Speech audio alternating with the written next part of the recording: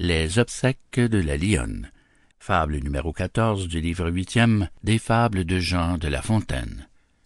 Un enregistrement de Jean Lambert pour LibriVox.org.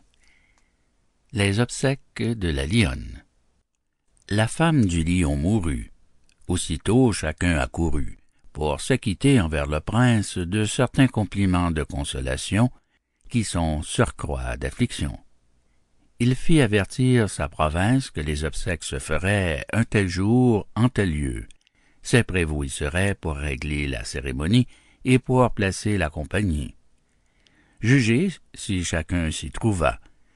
Le prince au cri s'abandonna, et tout son antre en résonna.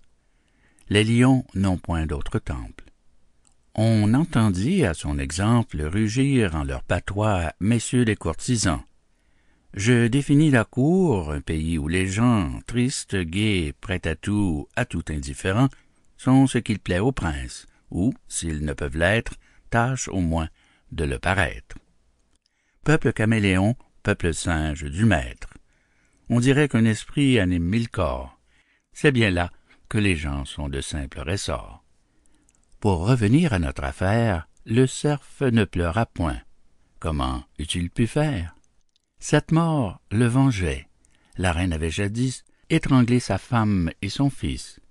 Bref, il ne pleura point.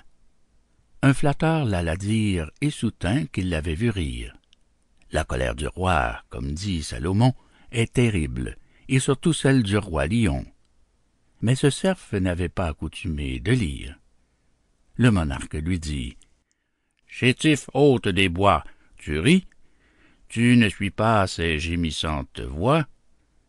Nous n'appliquons point sur tes membres profanes nos sacrés ongles. Venez, loup, vengez la reine, immolez tous ce traître à ces augustes mânes. » Le cerf reprit alors.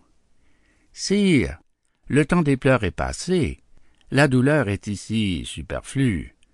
Votre digne moitié, couchée entre des fleurs, tout près d'ici, m'est apparue, et je l'ai d'abord reconnue. Ami, m'a-t-il dit, garde de ce qu'on voit. Quand je vais chez les dieux, ne t'oblige à des larmes. Aux champs élysiens, j'ai goûté 1000 charmes, conversant avec ceux qui sont saints comme moi.